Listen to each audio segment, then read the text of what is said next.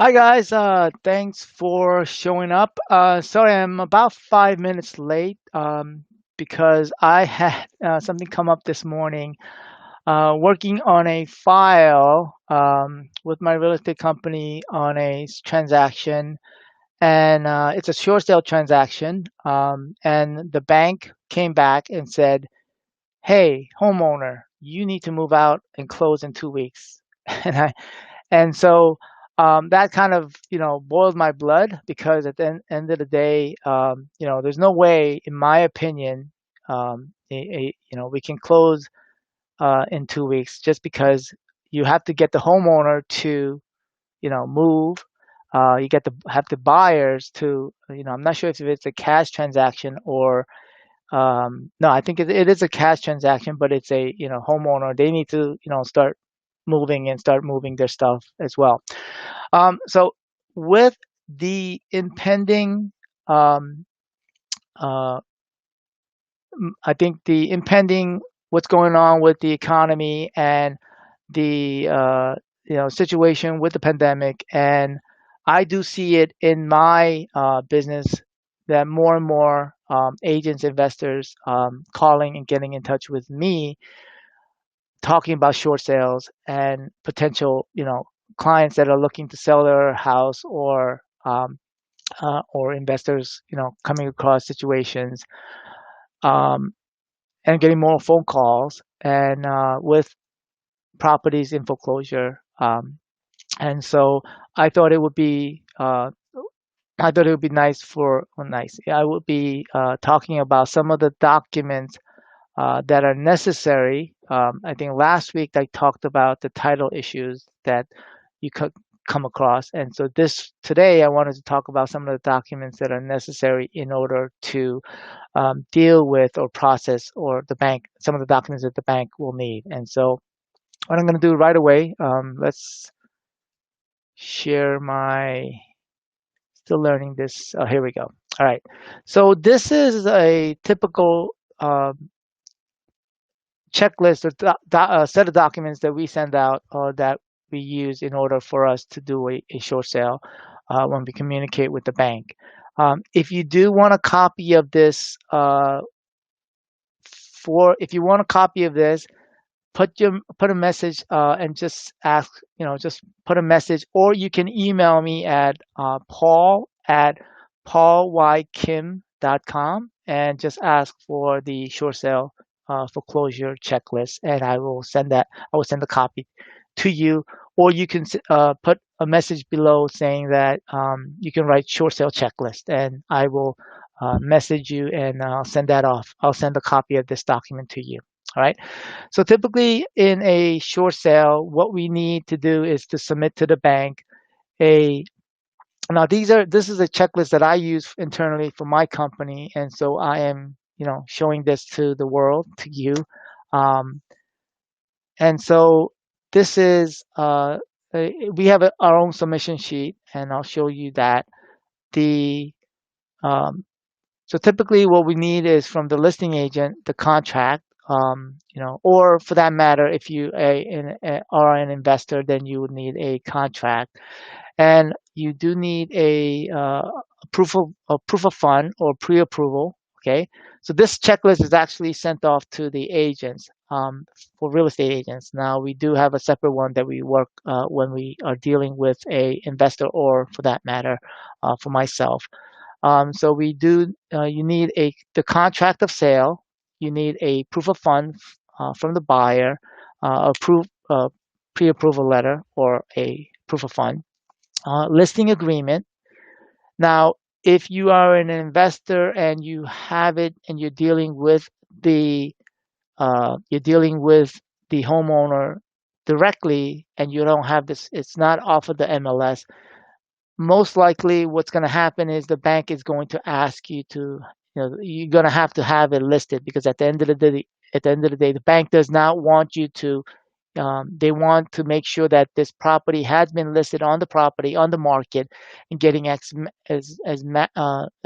much exposure so that they can get the highest offer.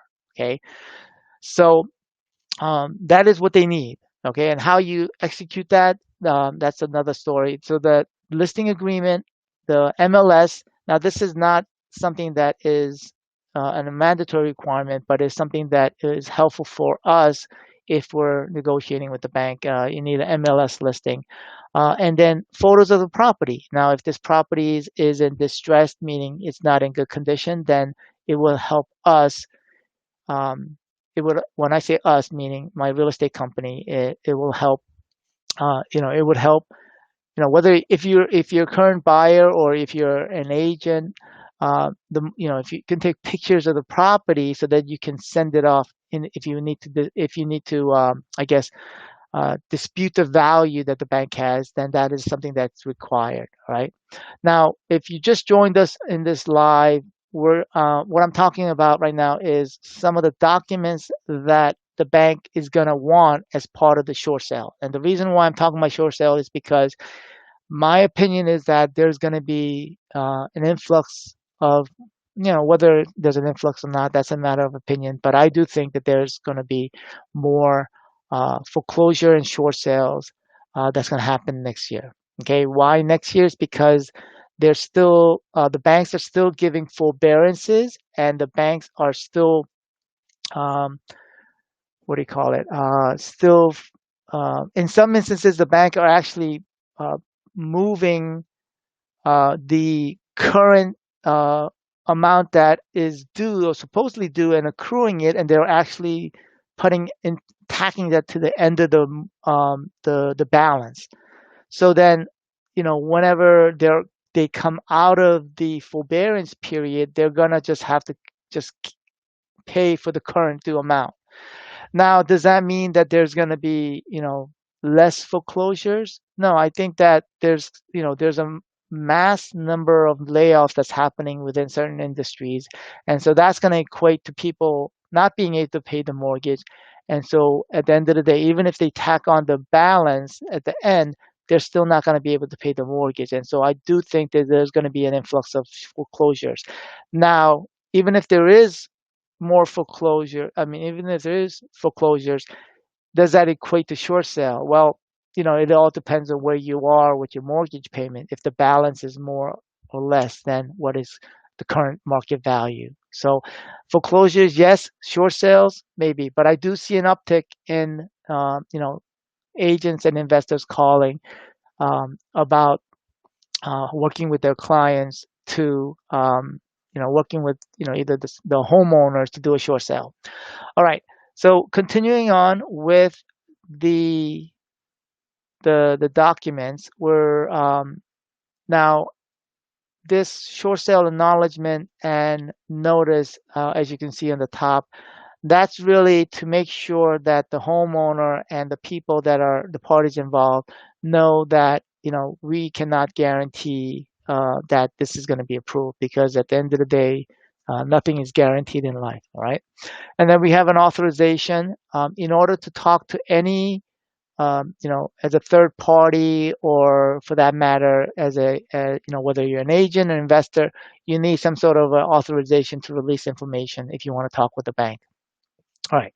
And then some of the things that we need in order to do any short sale, you got to have the mortgage statement from each lenders. Depending on the number of lenders, you need to know what's going on, and so the mortgage statement. And then the next document that we're going to need. Actually, let's go through these. So we have here the submissions sheet. This is basically. Let me get my caption out of here, so that way. Let's hide that. So this is typically what we need, all the information with regard to all the parties involved. We need that. And then here is our, this is Segis Group. This is my company, my real estate company. We buy houses as is, and then also what we do is on top of that, and a separate division that we have is we deal with short sales. We help investors, agents with negotiating short sales, just because of so many deals that we've done.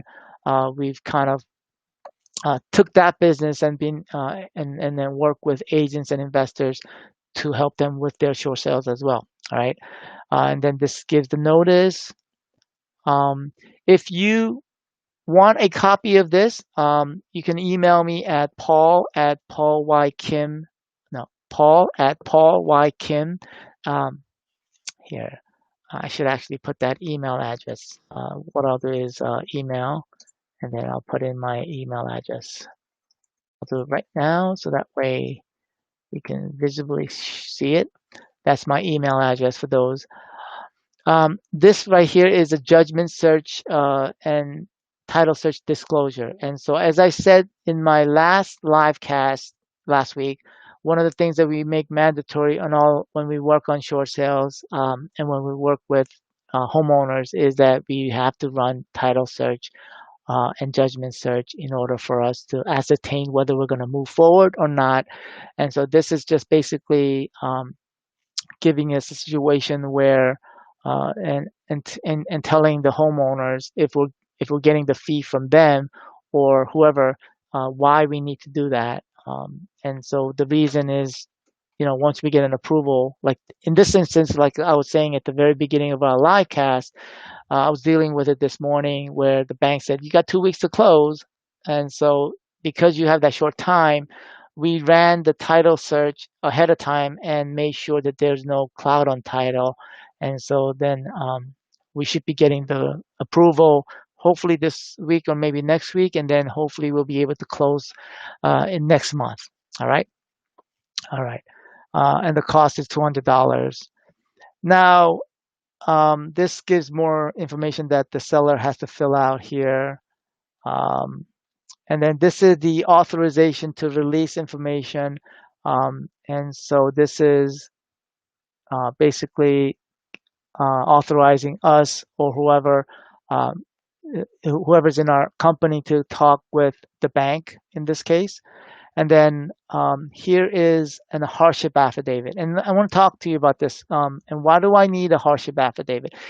This is not a document that's probably I may or may not send to the bank, but I need to know, whether I'm talking to the homeowner or whether you as an agent or an investor, you need to know what is the hardship.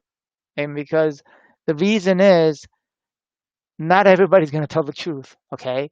And so there is, that small segment of the population, I'm not, that may have may have the financial capability to pay for the mortgage, but they choose not to pay the mortgage. Now, that's something that's illegal and you can't do that.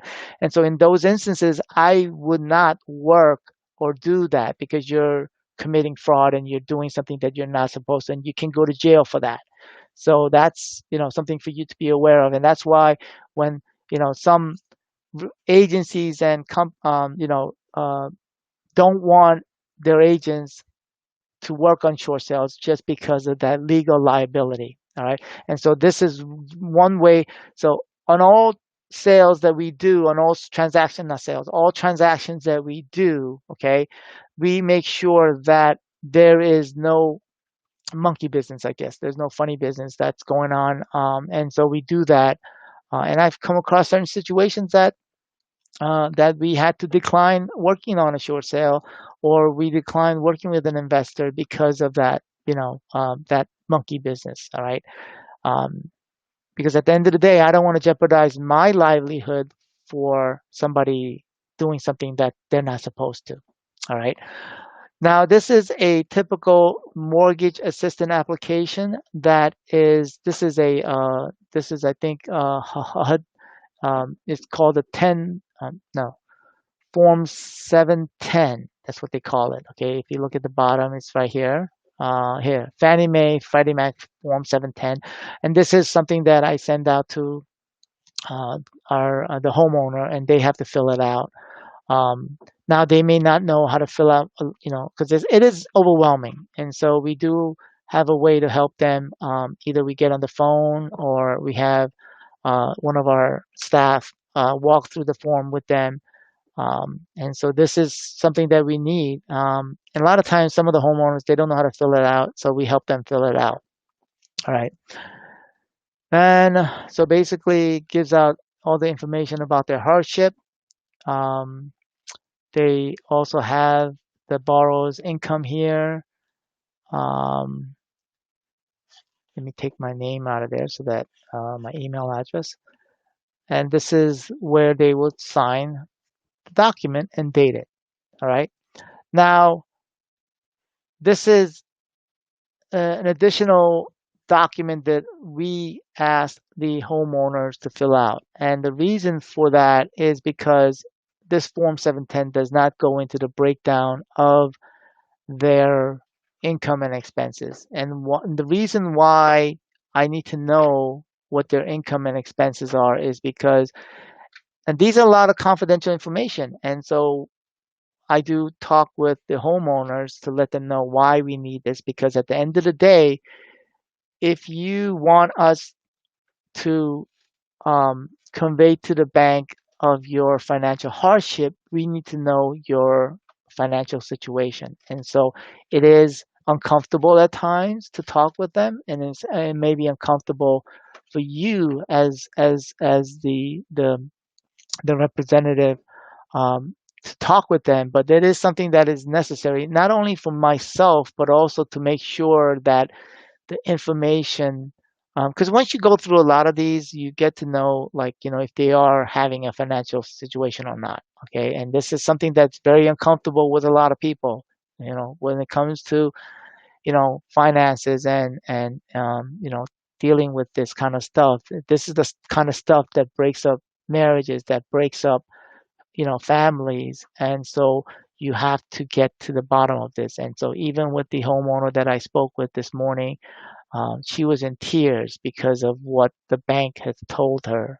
Okay, and so we have to help the homeowners, and to deal with whether it's abusive or not.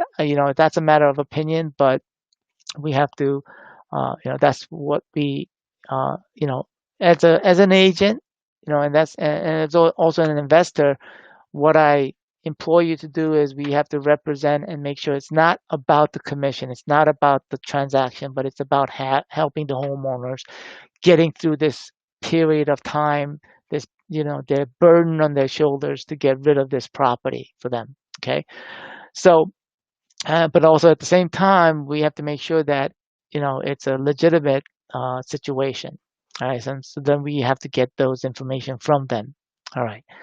So then another document that we have here is, all of these documents are here for the purposes of getting information from the homeowner, but we also needed to communicate with the bank, because if we don't know the condition of the property or the situation, who's actually living in the property, um, if the property is vacant, then with the winter coming up, it's important to know, because if the property is not being maintained, then you have the possibility of pipes freezing and doing damage to the property. And so that could affect the marketability of the property. All right.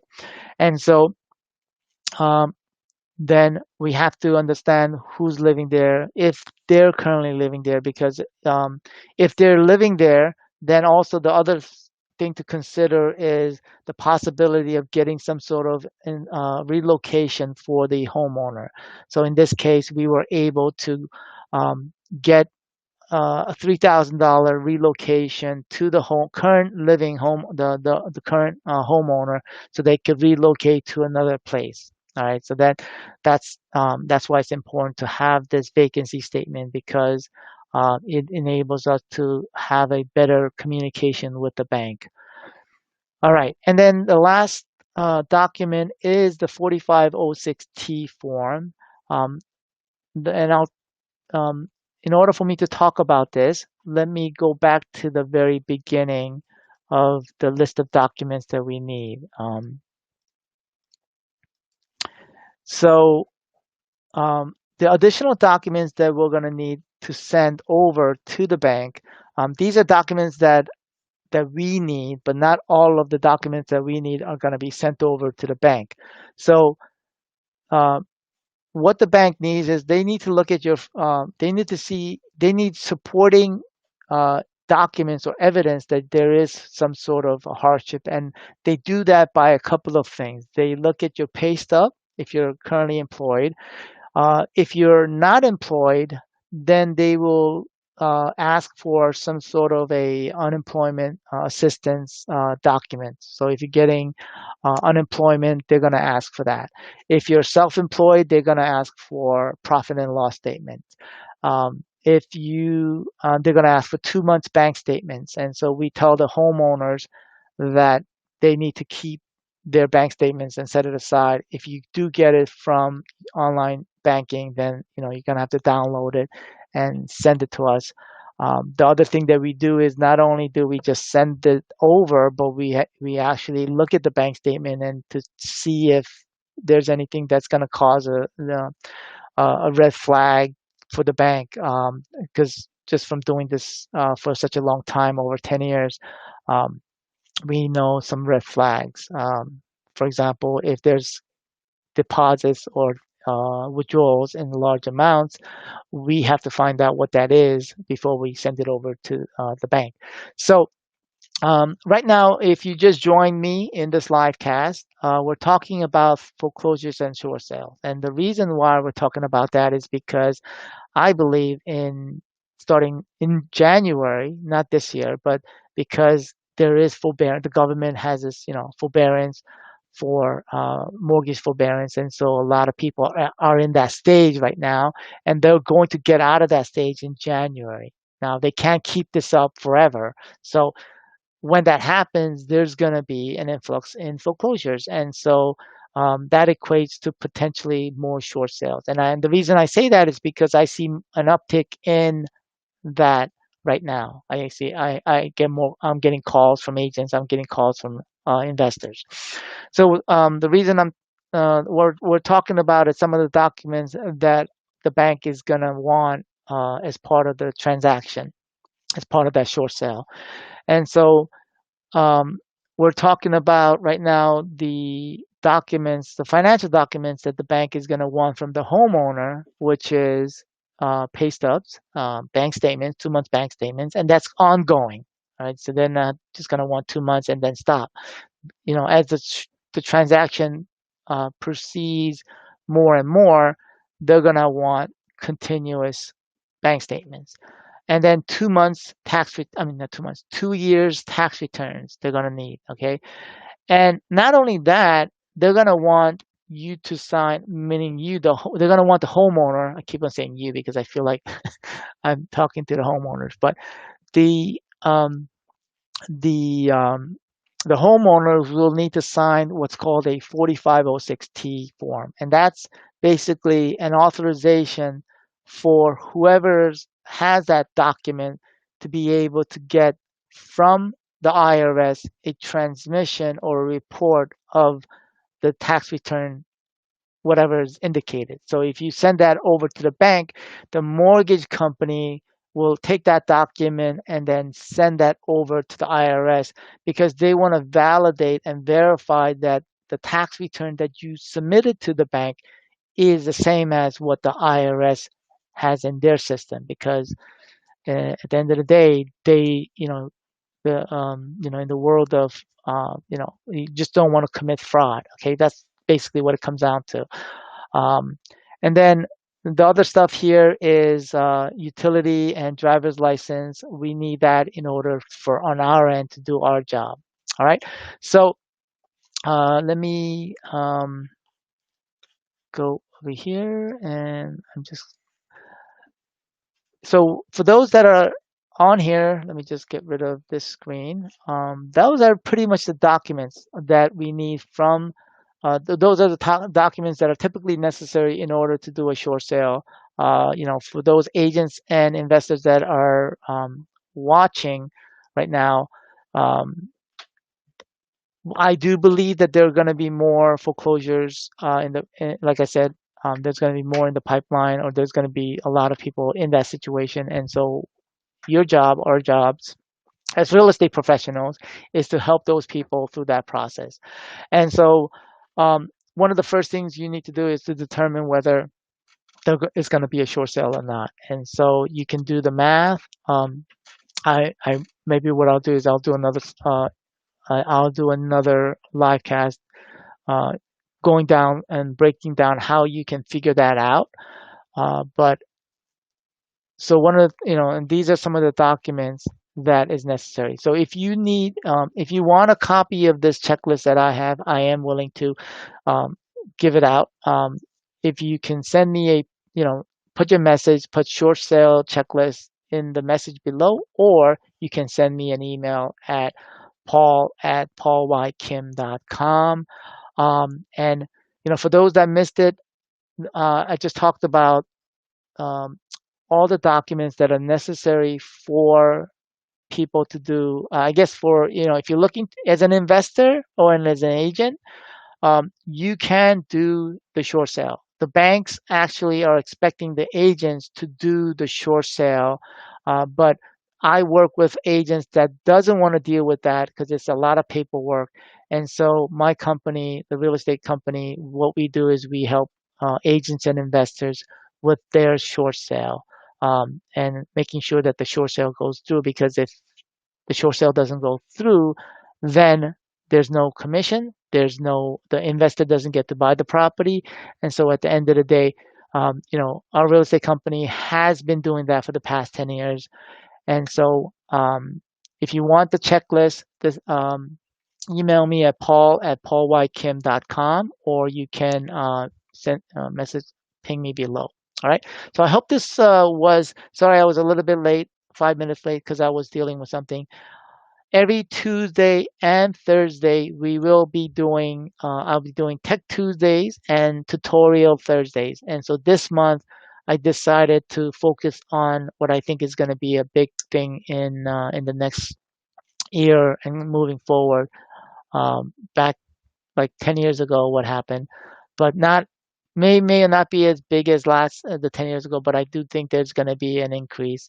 And so that's why I decided to focus on foreclosures and short sales for this month. I do want to mention one more thing before I head out. We do have for Real Estate Life 360, our community, October 27th, we're hosting our first um, monthly meetup event, and that's going to be using a platform that enables people to network, and would enable people to sit down at a session table. Okay, it's kind of like what you would do at a regular virtual event. Not like what you would do at a physical event, but in a virtual capacity. And I hope that you can join us October 27th, and you can go to realestatelife360.com, and I should have set under the tab Learn. There is a link there that will take you to register for that event. And I should have put that registration here, but I will do that on my next. I'll do that. I'll put that in in the comments, or in either the comments or in the description below of the event, a link to that event. All right. I want to thank you for watching this live cast, and if you have any comments, write your questions below, and I'll make sure that I'll answer them when I go live every Tuesdays and Thursdays at 11 o'clock, 11 a.m., not 11 at night. You have a good day and have a good week. Okay, bye now.